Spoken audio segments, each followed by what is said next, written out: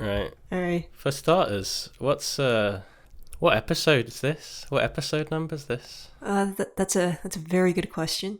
If it even Uh, if it even counts. it's a greater number than zero. I It can say that is. for sure. Let's see. Right.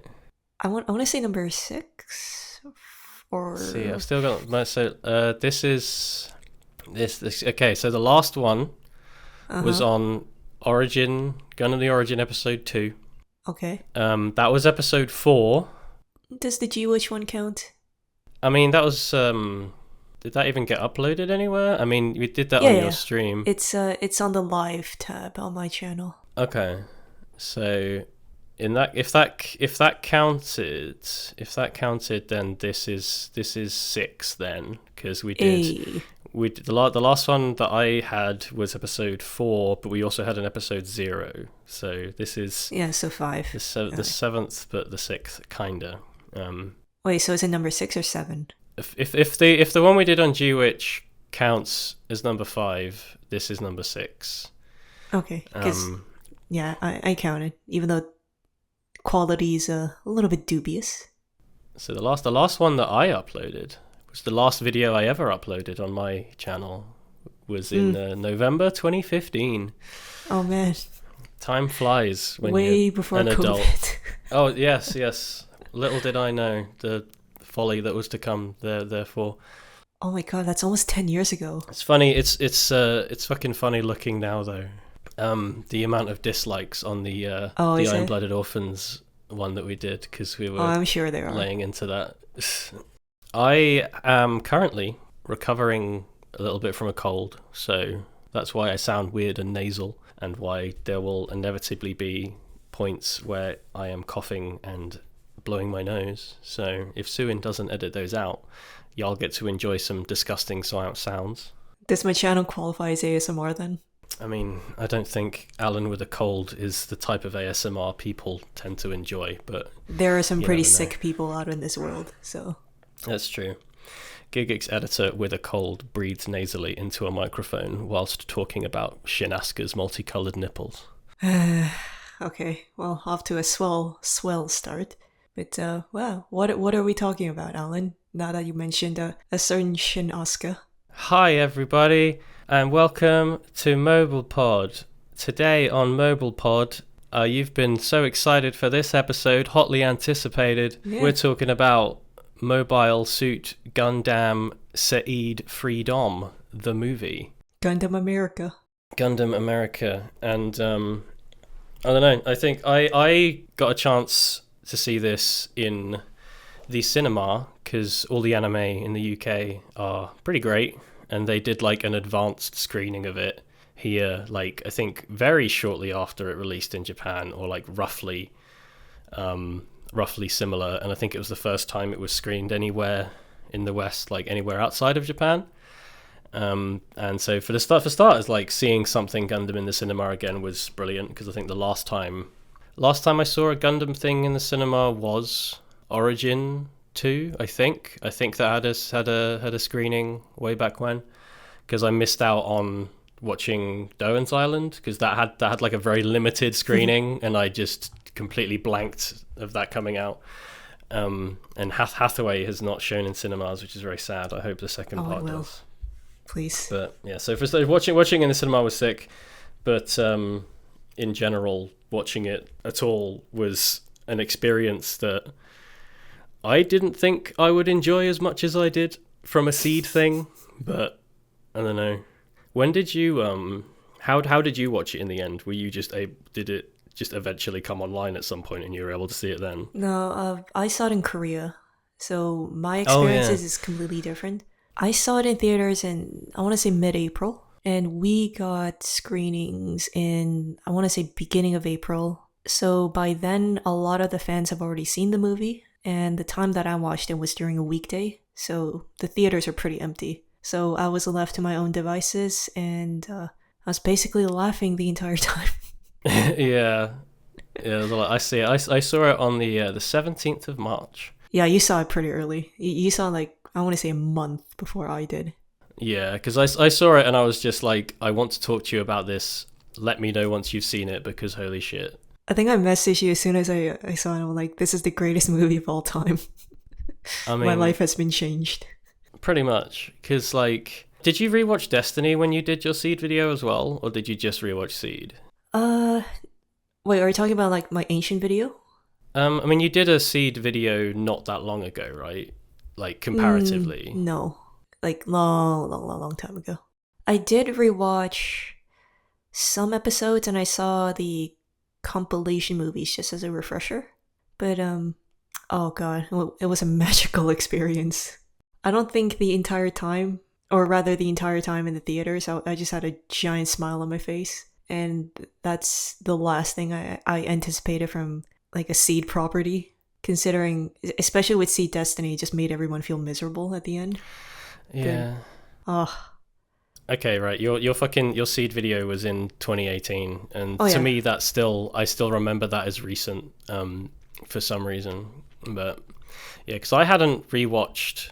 I've only seen Seed and Seed Destiny once each when I first started watching Gundam back in like 2009 Oh ish. geez, that means you saw the non-remastered versions, Yeah, I right? haven't actually watched the remastered Shoot. versions before, or the recap films or anything. Like I watched like when I first got into Gundam was like with anything back in that period of my life was like, hey, these toys look cool. I wanna play with those toys. And so because I wanted to do that, I then like watched everything from the beginning in like release order, and so I had a lot more free time back then to just fucking chomp through 50 episode series willy nilly. So I reckon I think it was probably like 2010 when I watched Seed and Seed Destiny the first time, and I remember very much enjoying Seed and not very much enjoying Destiny, and like since then like I loosely remember shit but not really. And so on the way, like when I was on the fucking train on the way to watch Seed Freedom, that was when I like binged the wiki and watched some random like recap videos on YouTube to be like, here is what happened in Seed.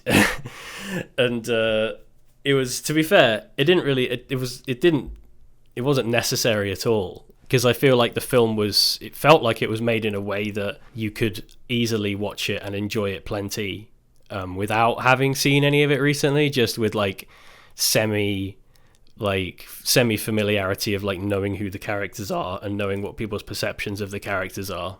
Yeah, like as long as you like vaguely remember, it's like, oh, this is Shin, like, oh, this is Kira, or this is Lacus, or sorry, Lacus, as the new dub would say. Yeah, because I went with my friend Bruce, who got into Gundam like quite a bit after I did, and has basically been watching each series as all the animators released the Blu-rays for them.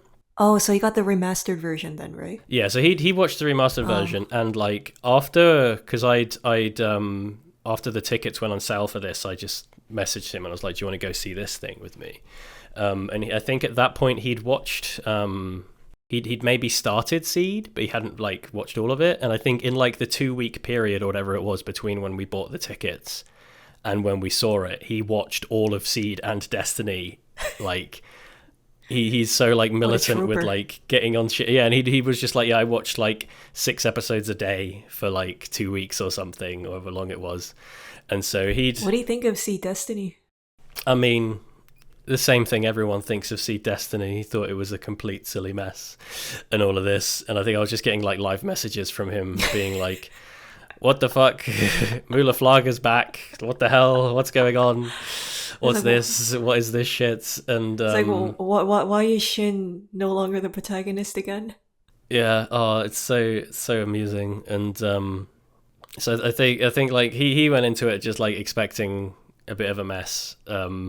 Same as I was, but like I don't know, man. Like for just a broad statement, like Gundam SEED Freedom is like probably in my eyes the best piece of fan service fiction I have ever seen in my life. Like it is, in many ways it feels like almost a parody of itself, so absurdly self-aware down to the most minute details, Yep. where every single thing it does like elicits an emotional reaction of just like, I remember that. Every single thing in this film just like dredged up any memories I had of specific shit, even down to like the most minute things, like shit that was always criticized about the originals Yep. was highlighted so like vividly to make you just laugh at it. Like there were, I don't know if you also would agree that like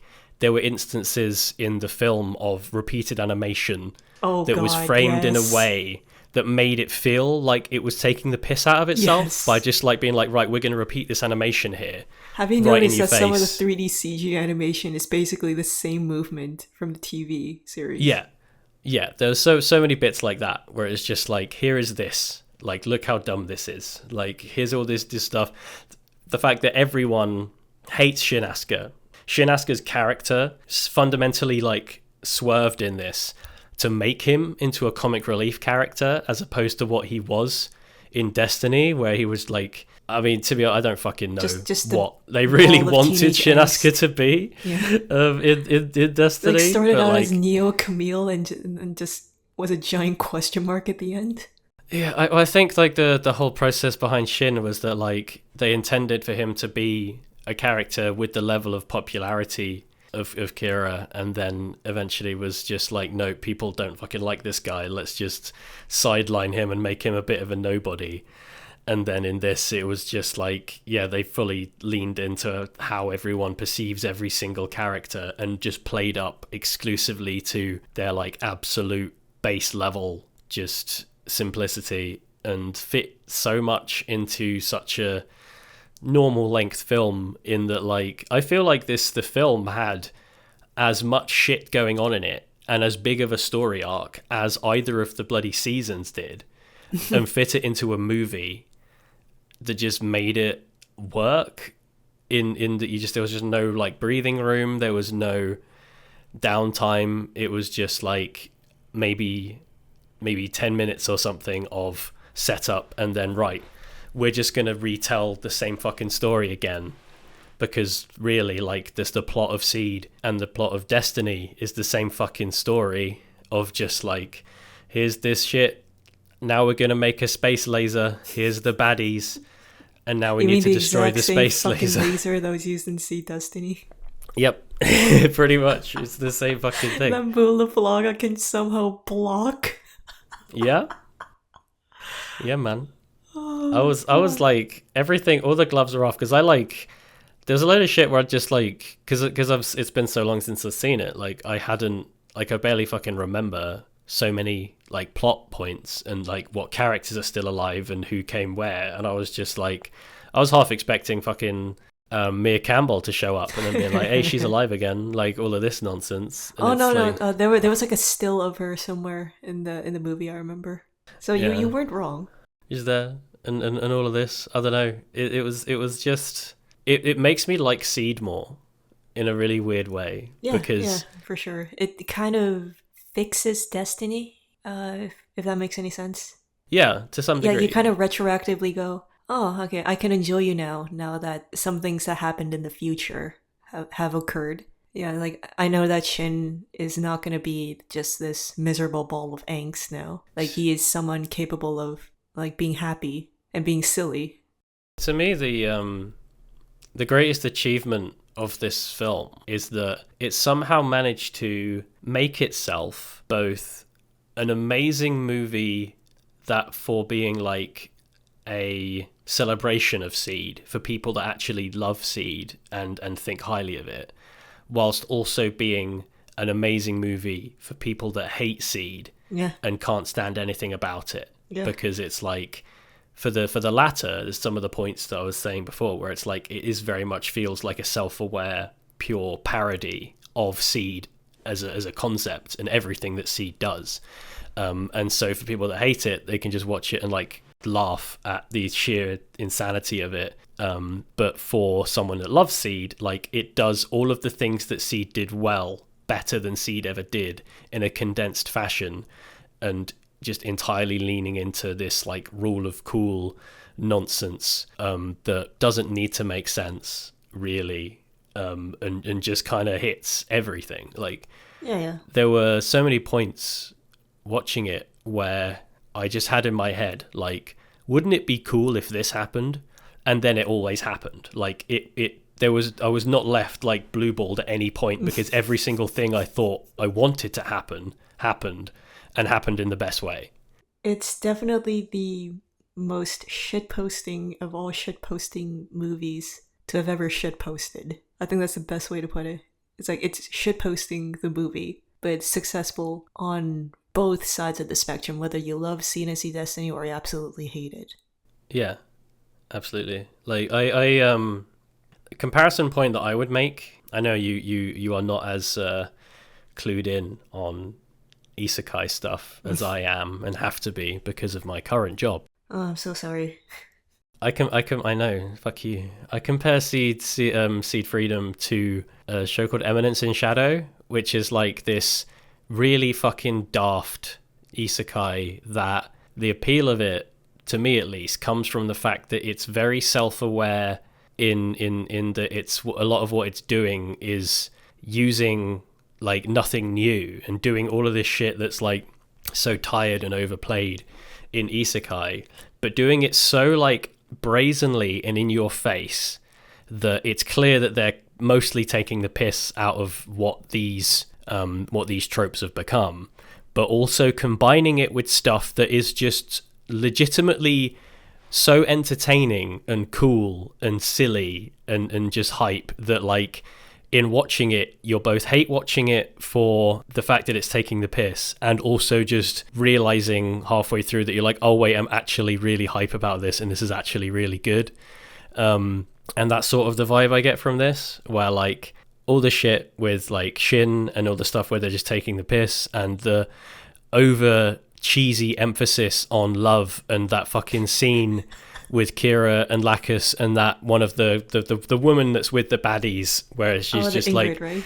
Yeah, I absolutely do not know any of the names of the new characters, and I barely remember the names of half of the old characters. So you're gonna be it's like blue haired Black Knight, white haired Black Knight, yeah, and then Orphe, who turns out to be the ultimate cuck, and basically a rehash of Embryo from Crossange. Oh yeah, that's another thing, right? Bringing up Crossange, this also feels like a fucking Crossange movie. Oh no, it is. Or a Valvrave movie. Like, yeah, like my expectations were simple. Like, if it's half as insane as Crossange, then I think it did its job. I did not expect that the main villain would basically be like Embryo down to like his hair color and everything. Yeah, and I was just fucking.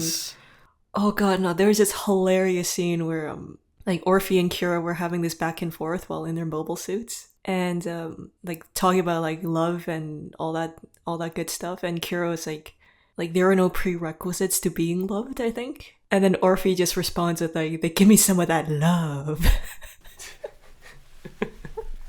And I fucking lost it, because that could be taken out of context so much. I mean, there were so many points like that, where it was just like, and also why I'm so glad I saw it in the cinema, because there were just so many moments where it was just everyone in the room just find it fucking hilarious. Oh yeah. Like Kira getting clobbered. The scene with where Kira and God, what's his name? Arthur. No, just kidding. Athron, there we go. See, that's a lot bad. I've forgotten Athron Zala's name for a moment. Gonna have to remind myself of everyone. Cagali, that's a character. I'll talk about her later. Best girl, redeemed herself. Yeah, when Kira and Athron are having their argument, and Shinn's like there and joins in, and like Kira and Athron are fighting, Shinn like interjects, and they both just punch Shinn, and it's like every fucking person in that cinema laughed their ass off, and it was so good. It was just amazing, and it really did just, as I say, like boil everything down, every element of Seed down into its base levels of just caricatures, and just highlighted all of the shit that's neat, and just like, well, it was like some of the shit I was saying earlier about like where I was thinking, oh, wouldn't it be cool if this happened? And there's a bunch of stuff where going into it, if I'd really thought about it, and I'd be like, wouldn't it be cool if like they brought back the meteor units? And they did. And it was just for like one fucking scene. And it's like, those things are cool. Like, let's put those in there. Of course they're not going to get rid of the meteor units, especially when there's a freaking like insert song. Yeah, it's the thing is, like, they were very much like in the movie, they're just like, this is old defunct tech from years ago, but hey, they still work, and they just like chuck them in there, and it's like, this is just sick. Like, there was when Athran shows up in fucking Zagok, oh my god, and I'm just, and for starters, like when he first shows up, everyone's like, oh my god, I know that thing, it's a Zagok, we love those. And then I was just like, man, I think it would be so cool if the Justice is inside that thing, and then it breaks. That? Yeah, I was just like, man, it'd be so sick if the Justice is in there, and then this thing just gets cracked open, the Justice comes out, and then it happened, and I just fucking lost it. There's actually a funny story behind that. So Atheron was actually meant to pilot the Ag Guy. Do you know what the Ag Guy is? Yeah, it's another one of the aquatic suits. Yeah. He was supposed to pilot the Ag Guy, but apparently Build Fighters did it first, so they just decided on the Zigok. Oh, what, was there a scene in Build Fighters where something comes out of that guy? I think I'm not sure exactly, but apparently Build Fighters did something with the Agai first, and the SEED Freedom team was like, yeah, we're gonna have to think of something different. They're like, oh, the Zigok, and then they put the scene with basically the exact same OST. When Char shows up confronting Amuro in Jaburo, exact same music, and what was it? That slow-mo animation as well. I was like, oh yeah, so good. Fucking lost it. Yeah, I don't it's been so long since I watched Build Fighters as well. I don't remember when that happened or what that's referring to, but I believe it. It's been a while. I mean, the main thing that Build Fighters did with the Act Guy was make the Bear Guy, which is Suin's favourite mobile suit, as we know. Mm-hmm. Only the best. Sorry, it's not a mobile suit, it's a Gunpla. There aren't mobile suits in Build Fighters, but we'll see. That was one of the examples of that, where I was just like, it would be cool if this happened, and then it happened, and then basically everything that happens in the final battle, I was just like, man, I want this to happen, and then it's like, why has he got a katana now? It's like, what's he gonna do with that? And just all of this nonsense. And they just like used like every mobile suit from SEED that people like they really did give it such a send off, and such like here's this thing you enjoy, doing the coolest thing it possibly can. And that's why they like they saved the Justice for so late in it, because he was in that for the whole time. And then when the Justice comes out the first time, you pop off, and it's like, yes, here it is. Here we go. Here's everything. I think the funniest thing about it is Atheron's most popular mobile suit is not the Infinite Justice. It's not the Justice. It's not the frickin' Savior, but it's the Zigok.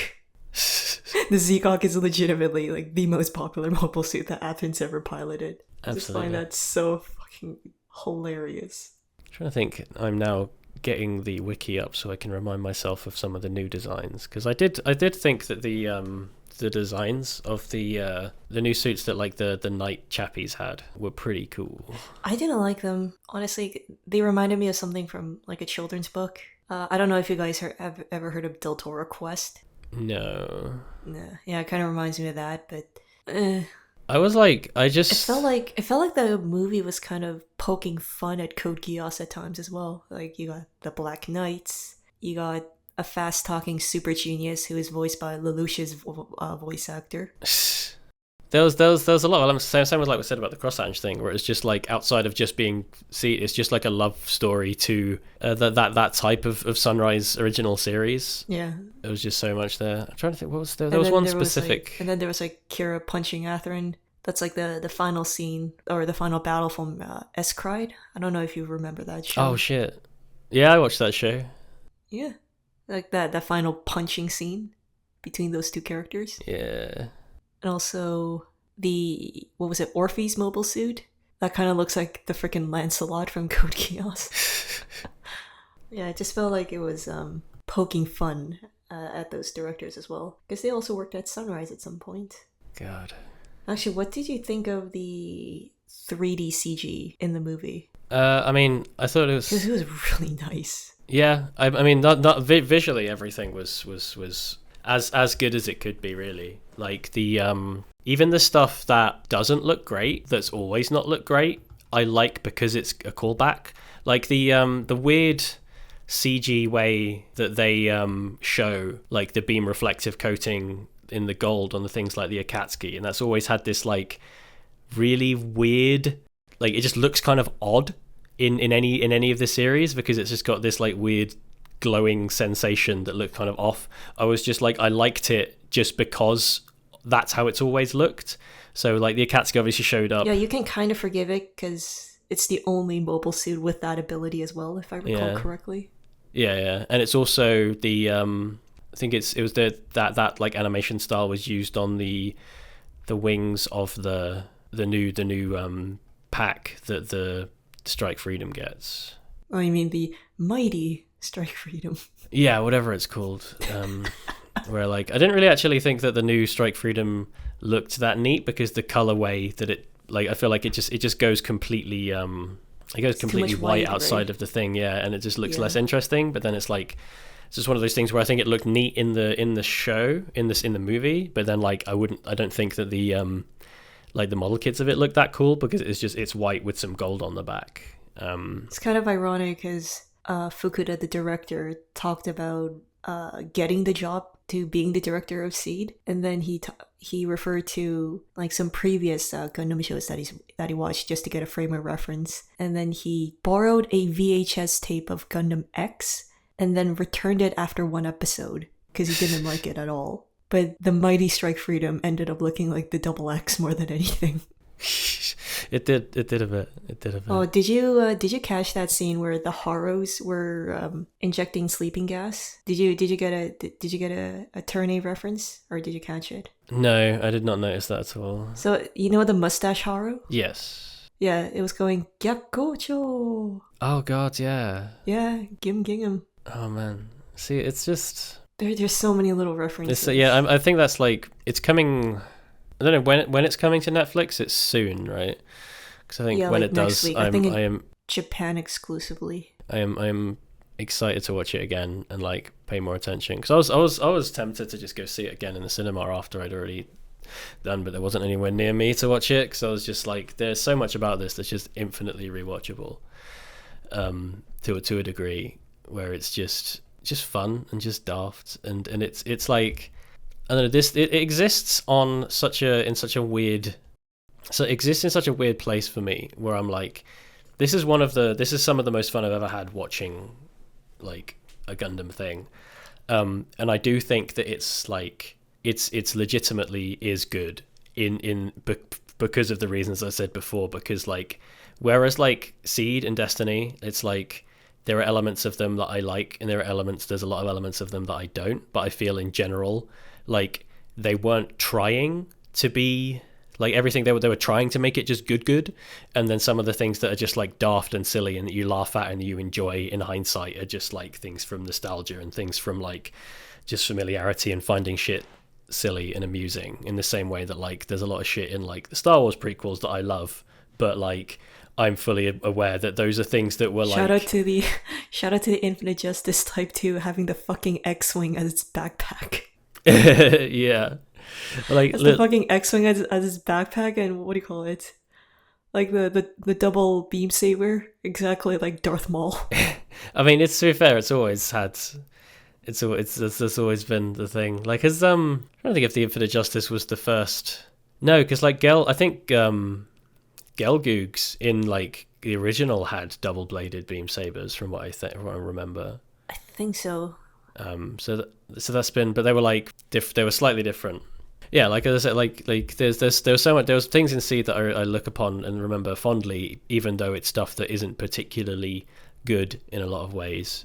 Whereas this, I like say that this is just like a legitimately good product because I feel like everything that is like bad writing, like or like plot holy, is done fully intentionally to feel that way, and it can seem like a cop out. And I feel like if you're completely unfamiliar with this, and Mecha and Seed and everything and watch this for the first time, a lot of this stuff may just come across as being fucking stupid and nonsense and like, this doesn't make any sense, this is dumb. But like, because of what this was made in service of, this is why I see that this is just done so well. And I might be talking out my arse. They may have gone into this being like, we're going to make a perfect, coherent story that's going to be Shakespearean and phenomenal, and then they came out with this, and it's just unintentionally brilliant for other reasons. But I do not think that they weren't fully aware of everything they were doing. Like, there's just too many things that just are clearly working in the favor of the overall narrative that I'm describing, I think. And no, they were 100% self-aware. Like, as you mentioned, recycled animation. Shinn having the biggest redemption arc ever. I'm trying to think of the bingo card that I made months ago, just anticipating. Yeah. What was it, like nuclear powered mobile suits in the final battle? Because obviously there's a character that a voice actress voices all the time, or rather there's a voice actress who is in every single Seed iteration, but her characters 100% die. But this time she lived, so it'll be Agnes in this case. You remember her, right? Yes, I believe so. Yeah. The quest / Requiem of the series, like the Requiem coming back, even though from a plot perspective it makes perfect sense for them to either completely destroy it or just disassemble it so that it can never be used, but somehow it just is. Yeah. It's just like, and that part particularly is another instance of what I was saying earlier, of just like the whole fucking series, the whole film, was just essentially a beat for beat retelling of the events of Seed or Destiny, where it's just like, it's that point where it's like, okay, now Kira has to go hide, and then, oh wait, he's still got a mobile suit somewhere, and then he comes and saves the day and does his moment. And that was another thing where I was like, as much as we like take the piss out of it and critique Kira as a character because of it, I was just like, I want that Jesus moment, I want that moment where he just shows up and just wrecks shit and does that thing where he looks through his viewfinder and all of the enemies highlight in front of him, and then he fucking blows everything up in one shot, and it's like, and that shit all happens. and it's all so good. That fucking disruptor beam, fucking forehead laser from Double Zeta. Yeah, legit, all of that shit. And it's so weird because it's like, this is like the comparison point I was getting to earlier with like how I feel about this movie and thing is that it's very good for such different reasons. It's like, I look at this and I think this is an amazing movie and I love it and I think it's fantastic. And then I look at like, obviously, Hathaway, and Hathaway is amazing, incredible, like, cannot speak enough on how fucking amazing Hathaway is and how much I'm excited for the second part. But like, these two films are both amazing, but they're both amazing for completely different reasons. Like, and that's why Gundam is great, it's like, it's that you have these two things, they're both Gundam, but they could not be more different outside of the fact that they both have Gundam in the name. And that's sort of why, like, for a lot of things, a lot of franchises like this that are this broad in scope, like things like Final Fantasy and all of that, where it's like there's so many different types, where it's like some people will watch something and critique it and be like, oh, this doesn't feel like Gundam, but it's like Gundam is so broad that like anything can feel like Gundam in a weird way, so long as it's got that kind of thing going on in it. And that's like, as long as there's a mech with a V-fin. Yeah, exactly. And it's like the fact that Gundam can do this and it can also do what Hathaway does is amazing. And it was just, I don't know, breath of fresh air. It's been a very long time since like something anime in general has given me this type of, I don't know, this type of like homely emotion where I'm just like, yeah, I'm so here for this, and this is so firmly made for me and what I love that like it's still there and it's still great. Because like, I think I remember like we watched Doan's Island together, and I was like, and it's fine, it's decent, like it's like, it's UC, it's fun, it's got Amuro in it, and all that, even though Amuro is a bit of a dodgy topic at the moment, but hey ho, just watch the dub and then you're fine. Yeah, like that film was like fine, but it was very much felt like what it was, which was just like an expanded episode, and I was like, I'm glad this is a thing. Like, I didn't dislike it, But Like, it's just there. yeah, It exists. You don't hate it, you don't love it. Like, it's another addition, I guess. yeah, like I'll stick it on, I'll pay attention to it, I'll enjoy it, but it's like I don't see myself eager to watch it again. Whereas like I'm excited to watch this loads more. I can't I've got no idea how many times I've watched Hathaway. Oh my god. It's just that good, and this is just Pure fun. yeah. I feel like there is no. I think a lot of times people want a conversation about a thing to have some level of back and forth, but I feel like we're just collectively going to be gushing about how much we love this for ages. Yeah, because mine's a little bit of a different case, because like I started out just fucking hating anything Seed and Sea Destiny related, and I just refused to acknowledge it. But as time went on, it's like, oh, like it's kind of entertaining, like if you just turn your brain off, kind of feel. Yeah. And then a couple years pass, and when SEED Freedom got announced, like legit got announced that is happening, I rather felt kind of emotional, because this is a series that I've known for almost 20 years. And I've felt everything about this series, from like hating it 100%, just trying to avoid anything with it. And then I'm kind of like on the opposite spectrum now. It's so enjoyable, like in so many ways, as long as you don't take it too seriously. Yeah. Because I was always an original. I've always been a original Seed apologist. And like my general stance has always been that I think that Seed itself, just Seed, has always been and will potentially continue to be one of the best gateway series for Gundam, because it is a more modern, like pure beat for beat retelling for the most part of the original like start of UC 1 Year War thing, in a way that is presented in a very digestible manner, with like a lot of interesting shit and a lot of dumb shit that's just like good at showing you what Gundam is, like at its core values, like the core values of Gundam. Like, it has a bit of everything. It's got good mobile suit designs, it's got drama, it's got nonsense, it's got some silly shit, it's got some good shit, it's got some bad characters, it's got some good characters, and it's the same for most Gundam series. Like, shout out to the fangirls. the fangirls that somehow think that there is something appealing erotically about Hisashi Hirai's character designs, which I'll never really understand. And that's something where, like, I think Seed, for you particularly, was always a big sticking point for you, is that everybody looks the same. I feel like you have, everyone looks the same, and in general, Hisashi Hirai's designs are they're so distinct, which is one thing, but it's like I'm not the biggest fan of them in a majority of ways. Like, if you've seen one, you've seen everything. Yeah. Like, if you look at a poster of Fafnir, it's like, oh, hi, Shinn. Yeah, pretty much. Fuck it, yeah. Fafnir, like Scride, all of that. It's like, hey, it's them again. That's actually, speaking of him, is a good point, and it's like it was so weird. I haven't seen amusingly, I think the last Hisashi Hirai thing I watched was Fafnir, because I randomly watched Fafnir for the first time a few years ago, and I don't know why I did that, but I did. I'm so sorry. It was fine. It was all right. I think I just went on a kick where I was just like, I want to watch some of these like mid-tier mecha shows that I missed from back in the day, and I gave that a go, and it was fine. It was so weird to me. I don't know if you had this feeling. It was so weird to be seeing Hisashi Hirai in like a full HD, like modern thing. Yep. And I'm just like, this is just so weird. Like, this just doesn't look like what I expect anime to look like now. And that was like in and of itself like very nostalgic to just be like, it's so weird to see these character designs in something that's this well animated. Because Hirai was the sci-fi character designer like in the 90s, I would say. 90s and the 2000s, because you had in the early 2000s, maybe. Yeah, you had like Heroic Age, remember that one?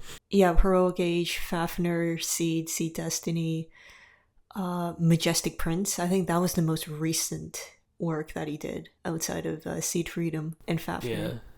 And I think Line Barrels of Iron. Yeah, Line Barrels of Iron's sick. I love that show. Like, if you were a sci-fi anime fan, like in the 2000s, like there was a 90% chance you've seen a Hisashi Hirai design show. Yeah. Just seeing him kind of be dormant for most of the 2010s, and just seeing him make like this gigantic comeback in 2024. Yeah. That just happens to be like the highest grossing Gundam movie of all time now. God, is it It's actually? like, whoa. Yeah. I mean, I don't know why I'm questioning that. Of course it is. Like, it's Seed. It's gonna be bigger. And I It think like made almost twice as much money as the next record, which was the third 0079 film. Like, it shattered its record. I think that's well deserved, to be honest. Like, obviously, like Hathaway was never gonna be that like on like the most profitable thing, and I wouldn't be surprised if like the Double O movie was fairly high up on that list, I guess. Double O movie made like 10 million, I think.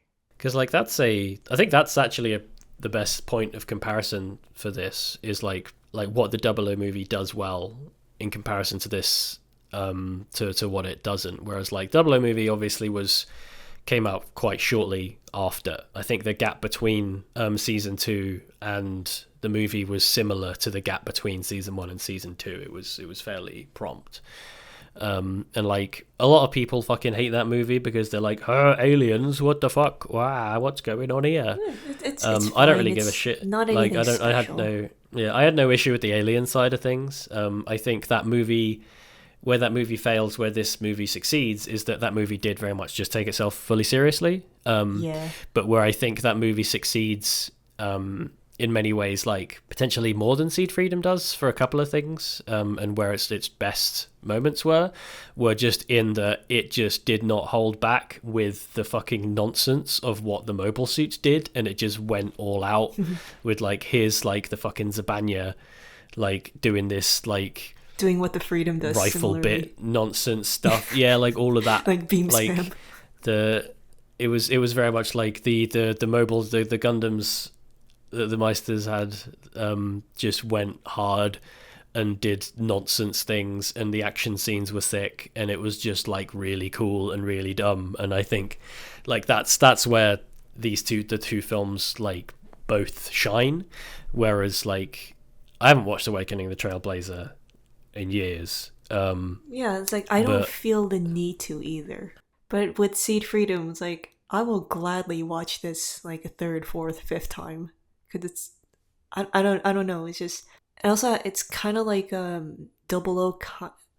I want to say it just fell off, but it's nearly not as, I don't think it's as memorable compared to Seed and Seed Destiny. Would you say that? To some degree. I mean, I think, well, obviously for starters, like Double O is nowhere near as big, Yeah. and as Seed and as Wing. Like it sort of it was for a bit, but I think that was more akin to the time it came out. In that Double O came out it was airing at the same time roughly as Code Geass and Gurren Lagann, and it was like the last big hurrah for Mecha being the biggest shows on the agenda, like in the general anime like zeitgeist at the time. And it was like, so I think it had a lot of popularity in that era because Mecha was cool at the time, and so like I think a lot of us might like particularly like maybe overestimate how popular Double O was. It is popular. But like I still love Double It O. was like with the Western side as well. It was around the time when like anime kind of went through like its recession phase. I don't know if you remember that period of time. So in a sense, like in the West, like it kind of started quietly dying down, and it wasn't until like I would say like 5 or 6 years later where it's kind of started coming back again, like just slowly. Yeah. Like Seed kind of like just hit everything at the right time because it's the first Digipaint series. And on top of that, it was around the time when internet connection was starting to become widely available. And it's very popular, especially in the Southeast Asia. So like Malaysia, Philippines, Thailand, Indonesia, like that kind of area, where a lot of the Gundam demographic, a lot of their favorite series, or their first series, it was Seed or Seed Destiny. And they're some of the biggest fans of that show you could ever come across. Whereas like Double O didn't really have that. Like it was kind of like just coasting off. Yeah, I'm not sure if it's off of the previous series popularity. Like if I'm being mean, it didn't really carve out anything special for itself, I guess. Yeah, I could see that perspective. Obviously it's been, I think the main thing is that like during that time period I wasn't really at all paying attention to like how popular things actually were. all I knew is that I'd heard of it. And Double O was like seeing the Double O like stuff and the mobile suits and everything was one of the key things that got me to start Gundam, because I think when I started watching everything, as I said, like at the start of this, it was like halfway through ish when Double O season 2 was airing, I think, when I started everything. And I think my like Double O looking as cool as it did was one of my big motivating factors for like getting through everything, because I was like, man, I want to watch that because I think that looks sick, but I'll watch that after I've watched everything else, which got me on the journey I have been on to this day for the most part. Like, I don't know, and it's like, I think there's another thing. Would you say it's a good investment? I mean, how much money did you lose? I didn't lose money. I spent money. It was time well spent and joy well earned. Well, same thing, but I don't know. It's definitely obviously a huge part of my perceived personality at this point. It's like there's been a lot of things that have come and gone, and a lot of interests in anime and manga that I've been invested in for time periods and then stopped. But like, so where I am now, it's like I watch a vast majority of anime I watch for work, and like it's only really whenever there's like something Gundam or something like Digimon that I am like, I really like am on this, and like I want to watch that for myself because that is my passion thing. And like in terms of like, it's like something that you go out of your way to make time for. Yeah, because like in terms of like what I buy and stuff now, like compared to when I first got into anime, where I just like fucking loved anime and I would just buy whatever merchandise of whatever series I was enjoying at the time, and nowadays I only really buy stuff from Gundam or Digimon or 5-star stories for the most part. Like there's a couple of other bits, but that's mainly it. And it's just obviously a big part. It's a big part of me, and it's a big part of what I love. And even though there are time periods where I'll like not consume anything and I don't really go back and rewatch stuff that often, but like when I do, and it's like always a reminder. And there are a lot of times, like I think, so I'm like fucking 32 now. Like this is oh man, I'm so sorry. Hey man, being 30 is not too bad. Life's pretty damn good at the moment, well, I will we're say. both but like in our 30s, so yeah, because like as I said, it's like it's fucking 2024. I started watching this stuff. It's been like 15 years. I've been watching Gundam for almost half my life, which is kind of crazy to think about.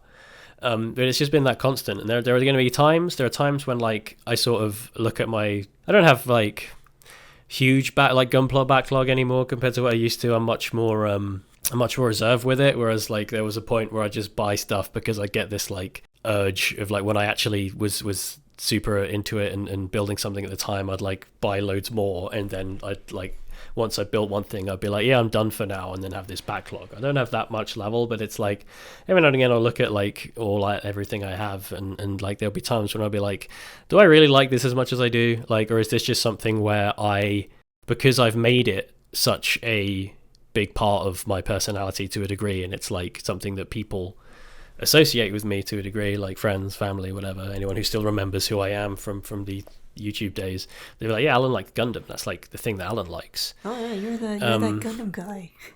But then there are times when I question that, and I'm like, do I actually still really like this thing, or am I just like holding on to that, holding on to that feeling that I used to have, and trying to remind myself and chase that feeling that I had when I first got into that sort of like euphoric rush of love and passion that you get for something when it's new and exciting, and then to make this story relevant, the point is that like I was gonna reply with, you don't need Gunpla because you love it. You love Gunpla because you need it. It's my fuel. I actually just, instead of in the morning I don't have porridge, I just stick an old Gunpla in the blender and eat that, and it sustains me for the day. But no, like it's shit like this, like SEED Freedom and Hathaway, where I watch it and I'm like, yep, yeah, this is it's the keen reminder of like why I love this stuff so much and why I've been so dedicated to this stuff for the longest time. And then like, yeah, there are always blips, there are always points where like I watch a newer thing and I'm like, this doesn't appeal to me as much as what I previously enjoyed. Like, I think we're famously not the biggest fans of Iron-Blooded Orphans, but like I'm fine with that show now. Like, I don't dislike it at all. Like, it's not one of my favorites, but I now, I think, am more positive overall than negative, and I now look back and remember a majority of scenes and things from Iron-Blooded Orphans positively, and whereas like when it came out, the problem was that it was different to what I liked the most about the franchise, and so it didn't like do it for me in the moment, for a majority of reasons, because it wasn't what I wanted at the time. And it sort of goes back to what I was saying earlier about like there isn't something strict that says this is what a Gundam thing is. And for me at the time, Iron-Blooded Orphans wasn't what I wanted out of Gundam, and so it was kind of weird to me. And it took me a long time to really come around on that. And like, I still haven't watched G-Witch season 2, but like season 1 didn't do it. You're not missing out. See, season 1 didn't do it for me that much, outside from the ending. And it's like, oh, we'll watch season 2 at some point, but I'm not gagging for it. But it's like, that show, whilst it's a Gundam show and I'm a Gundam fan, maybe it's fine that it's not necessarily for me, because there's so many people that I know that absolutely adore that show, and I love that, and I love that people are invested in it. But I feel sorry for them. See, we're still on different. Would you say IBO is like your version of SEED? I don't think it can be. I don't think anything besides SEED can be someone's SEED, except maybe Wing. Like, I think those are the only two series that have that sort of cultural relevance, and perception. Like, well, it's like IBO is like your version of IBO is like my version of SEED, where started off kind of hating it and then being okay with it at the end. I mean, in some ways, I suppose, but like, I never, even in hindsight, like, I don't think I ever really truly hated Iron-Blooded Orphans. I just thought it missed on a few points where like its potential wasn't there, and there were a few characters that I really didn't like. The thing about like Iron-Blooded Orphans compared to SEED is that like, whilst SEED and Destiny obviously weren't trying to be like garbage fire messes of nonsense and silliness, a lot of the appeal comes from some of its more daft things, and whilst like they're not meant to be like silly shows, there are a lot of things about them that are a bit more out there. Iron-Blooded Orphans is a very serious story through and through. Like, you could say the same thing about SEED and SEED Destiny as well, to an extent. Yeah, like a lot of its themes are pretty on the nose as to what's gonna be relevant to us in the future. It's just that the majority of the people remember it for, oh, Freedom did beam spam, or oh, my favorite ship are together, or not. Yeah, and it's like, and it's not like SEED, and even that's like another thing really, is like fucking in SEED Freedom as well. The amount of fucking like gratuitous violence in this movie and just death, but it's like, because the film's played off in such a silly manner, doesn't really feel tragic to some degree, where you see some of these like war zones and all of this shit, like in the first opening scene. Shout out to Shuro, who got like sliced in half. Yeah, with justice. Yeah, because that's the thing. It's like, and like SEED and Destiny had plenty of like death and grim stuff, but even though it had that, it never really felt like a very like grim, serious, like dark story in any way. Especially when a lot of the death was like fridging. Doing the fucking Shrike team bullshit for Kira's love interests and all that nonsense. Whereas like Iron-Blooded Orphans is a very like is a very serious and grim setting and everything about it. And so I could never look back on Iron-Blooded Orphans the same way I look back on SEED, because it is a very like, there's no whimsy for the most part. There's comic relief characters. Maybe some people think Cookie and Cracker are funny names or whatever, but I look back on it and I think of it as like this like tragic situation, and I think Augur is a fantastic character, and I think, what's the dude's name who ends up like getting put into the big whatever the giant like black graze is at the end, and the dude that gets like fused with that machine. I think he was one of Crank's like team at the beginning. Where it is, someone will recognize and understand. Suin has gone AWOL. She would have known exactly which character I was talking about. Fuck it. While Suin is gone, I'll just Google who that character was.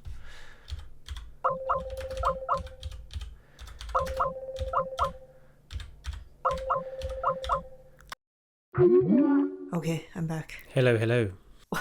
What were you talking about? Yeah, I think the reason that I think the main sticking point still for us with that show is that like we don't, for the most part, not the biggest fans of the mechanical designs. I still do not like the Barbatos. That's putting it very nicely. Like I really like the grunt designs. I think the Grace looks great. I think so a lot of things like that, but like no variants of the Barbatos really do it for me. I think the Gujon Rebake Full City is like horrendous, like one of the worst things I've ever seen in mechanical design.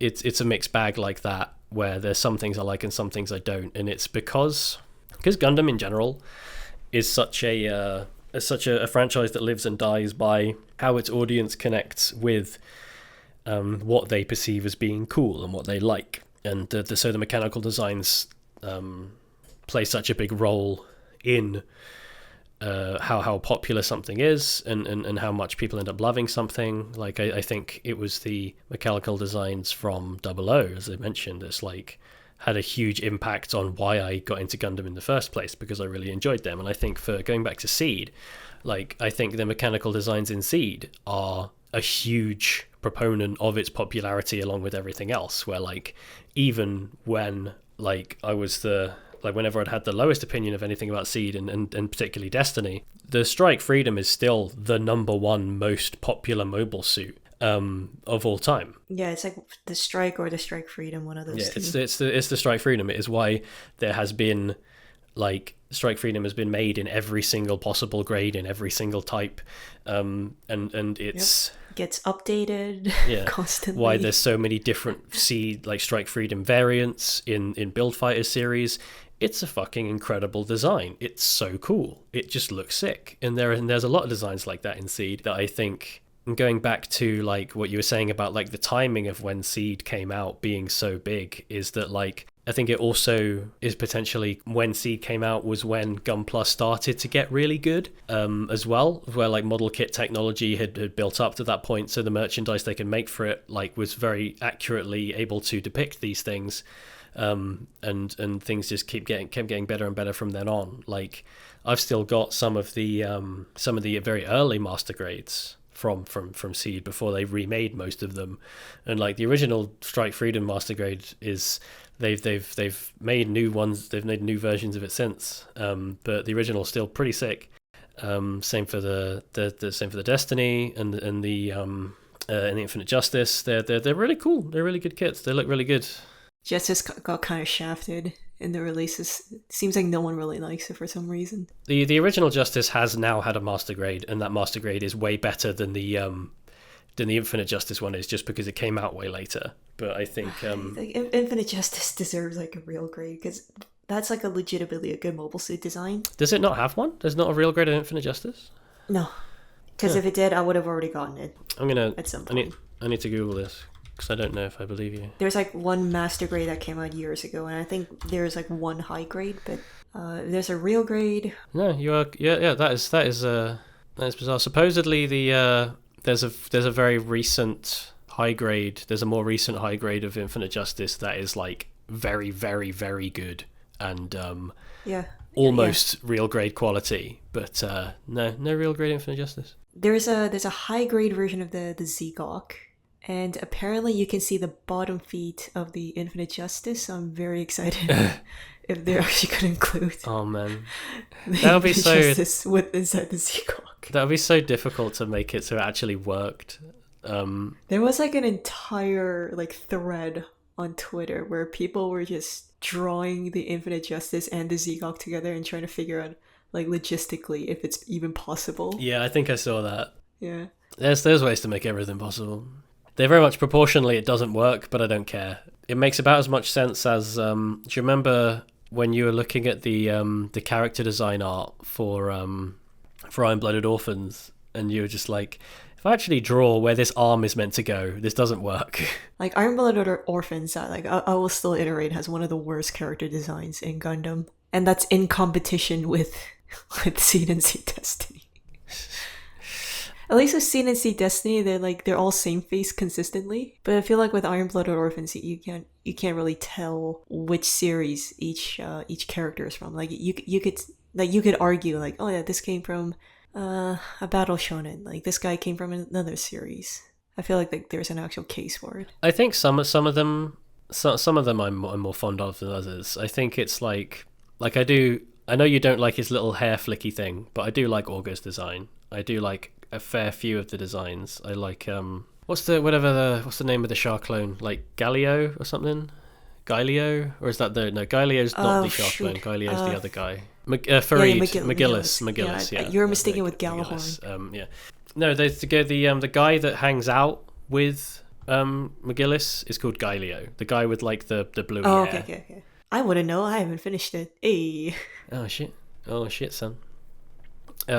But yeah, like some of those designs I like. What I think the point was where I really didn't like it was the like some of the random fucking pilots they faced at points, like the dude that pilots the original like frame that the Guzhon's in, the weird like crazy clown looking guy, and that kind of thing. That's super daft. Are you talking about G Gundam?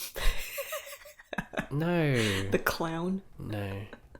There was like a crazy, like a weird muscly dude. Anyway, not super relevant. I just realised I feel like we covered basically everything about SEED Freedom in the first half an hour, and I've been talking about Iron-Blooded Orphans and other things since. But was there anything else that you feel like you haven't said about SEED Freedom before we start to wrap this up potentially? I think we've touched base on pretty much most of what we wanted to talk about. Well, I'm gonna be dedicated an entire fucking video on this later, so. Oh yeah. You're gonna have every opportunity, and maybe I will too. Like once it comes out on Netflix, I'm absolutely gonna be like, "Oi, Gant, watch this." Is he gonna make a SEED Freedom video? I mean, I have the sway. I can try and make it happen. Oh my god!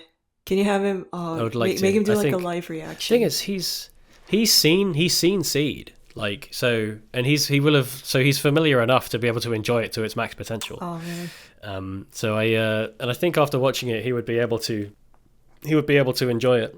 Is he gonna steal my thunder? Oh, maybe. I'm gonna steal those views from you. I'm sorry, soon. Just when you're done, give us your scripts, and I'll get Gant to record it instead, and then we'll just do that.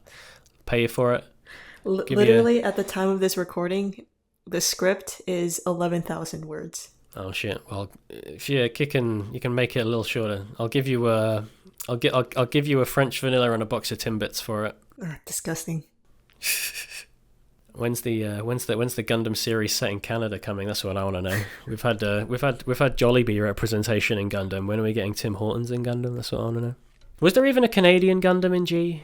Yeah. It was the lumberjack, I think. Oh yeah. It was like the lumberjack with the plaid outfit, I guess you could say. Fantastic. I imagine is there a life-size statue of that in Toronto?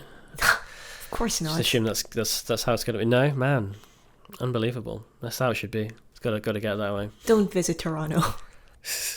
I don't know. People think what about Winnipeg? Toronto's great because CN Tower. Fair. Well, I think I've said everything I have to say as well. I imagine I'm sure at some point later today I'm going to be like making dinner, and then I'll be like, damn it, I didn't mention the time when Lacus Klein. Yeah, okay, we didn't mention the fucking 02 thing. The Lacus Klein like booty cockpit, like that was out of nowhere. Well, no, there's a bunch of stuff we could mention, like yeah, like that was hilarious. Like Lacus Klein having the taking over the breast jiggle physics. Yeah, role. yeah. After him being a coomer, that's kind of disappointing. There's all sorts of stuff, but that was another thing where it was like everyone in the cinema was hilarious. And then Lacus Akira being the being an exhibitionist on the beach. There's a bunch. Plenty of greatness. See, that was highly amusing. Don't worry, I'll cover it in my video. Yep, yeah, you will. But yeah, thank you for having me on and reviving this series that everyone clearly misses so much, and people are going to be like, "Babe, wake up! New mobile pod, get on it." If you're one of those people, I am so sorry. Are you gonna do the same visuals as the that we used to do? Oh no, updated. Oh shit, I'm excited. What I wonder what mobile suit I'm speaking through right now. We'll eventually find out. Yeah, you're gonna find out very soon. Absolutely. All right. Thank you very much, Suin, for having this phenomenal idea. And hey, maybe we'll do this again when Hathaway Part 2 comes out. Who knows? In like 3 years. Or if they make a SEED Freedom 2. Oh man. You never know. If we do a Hathaway Part 2 one, I'll wear my Hathaway suit. Make sure you bring enough ginger ale.